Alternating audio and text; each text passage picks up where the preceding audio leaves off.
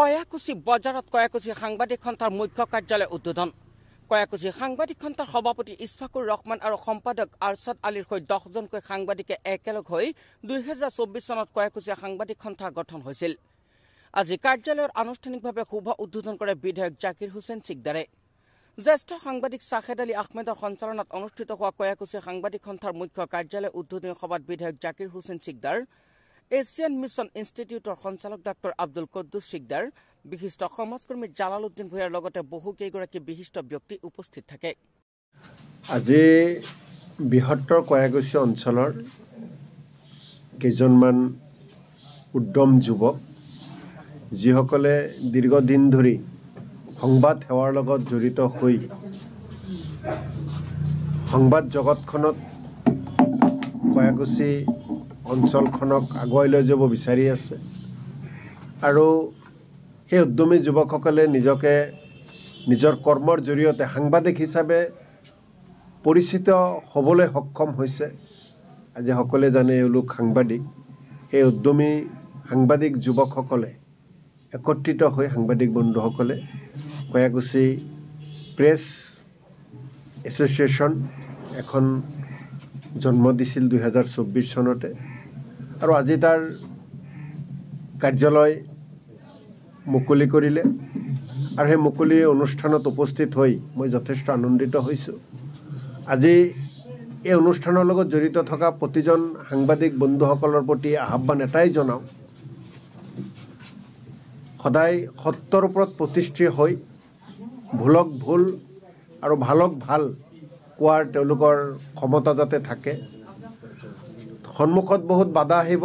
গণতন্ত্ৰৰ চতুৰ্থ স্তম্ভ আমাৰ সমাজখন, আমাৰ দেশখন, আমাৰ অঞ্চলক আগবঢ়াই লৈ যাবলৈ যথেষ্ট ভূমিকা থাকে আৰু সেই ভূমিকা পালন কৰিবলৈ যাওঁতে কেতিয়াবা বহুত কষ্ট হয়, বহুত বাধাও আহে। সেই বাধাকো নেওচি তেওঁলোকে আগুৱাই যাওক, ভালকৈ কাম কৰক আৰু তেওঁলোকৰ ভূমিকাৰ জৰিয়তে, সাংবাদিক বন্ধুসকলৰ ভূমিকাৰ জৰিয়তে আমাৰ এই অঞ্চলখনক আগুৱাই লৈ যাওক, দুৰ্নীতিৰ বিৰুদ্ধে মাত মাতক।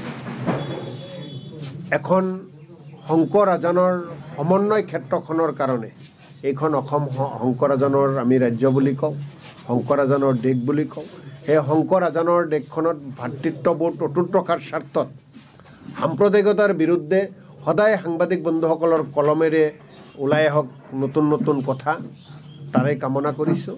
আৰু সাংবাদিক বন্ধুসকলৰ আহি থকা দিনত সমাজৰ উত্তৰণৰ কাৰণে যিখিনি ভূমিকা, সেই ভূমিকাত সদায় নিজে জড়িত হ'ম বুলিও তেওঁলোকক কথা দিছোঁ। আশা কৰিছোঁ যে আপোনালোকৰ জৰিয়তে, আমাৰ সাংবাদিক বন্ধুসকলৰ জৰিয়তে আমাৰ সমাজে বহু কিবা পাব। আজি কয়াকুছি প্ৰেছ এছ'চিয়েশ্যনৰ ইয়াতে এখন কাৰ্যালয় শুভ উদ্বোধন হ'ল। সঁচাকৈয়ে আমাৰ কয়াকুছিবাসীৰ কাৰণে এটা গৌৰৱৰ দিন আৰু কয়াকুছি এই প্ৰেছ এছ'চিয়েশ্যনৰ লগত জড়িত যিসকল সাংবাদিক আছে তেওঁলোকৰ কাৰণে এটা সোণালী আখৰেৰে লিখি থাকিব লগা এটা দিন।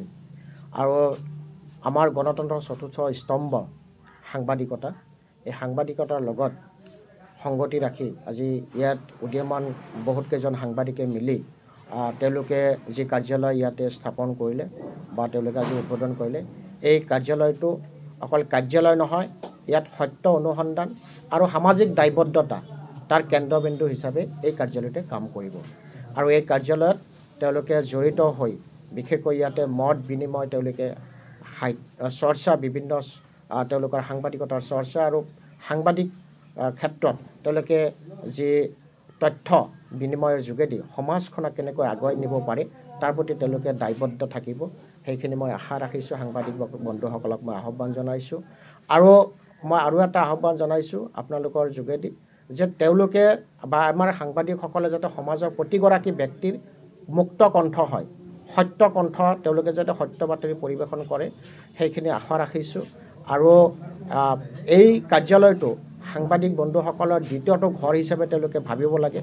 তেওঁলোকে যিহেতু সংবাদ সেৱাৰ লগত জড়িত, আপোনালোকে যিহেতু সংবাদ সেৱাৰ লগত জড়িত, গতিকে প্ৰত্যেকেই আহি ইয়াতে আপোনালোকে মত বিনিময় কৰি সমাজখনৰ বিভিন্ন যি দুৰ্দশা এইবিলাক আপোনালোকে উপস্থাপন কৰাৰ কাৰণে আপোনালোকৰ সাংবাদিকতাৰ যোগেদি সত্য আৰু সমাজৰ বিভিন্ন যি সমস্যাসমূহ আপোনালোকে প্ৰতিষ্ঠা কৰাৰ যোগেদি আপোনালোকৰ কলম যাতে সক্ৰিয় হৈ থাকে আৰু সমতা স্থাপন কৰাৰ ক্ষেত্ৰত আপোনালোকে নিশ্চয় অৰিহণা যোগাব বুলি মই আশা ৰাখি আপোনালোকক পুনৰবাৰ শুভেচ্ছা জনাইছোঁ আৰু আপোনালোকৰ এই কয়াকুছি প্ৰেছ এছ'চিয়েশ্যন দীৰ্ঘায়ু কামনা কৰিছোঁ। ধন্যবাদ।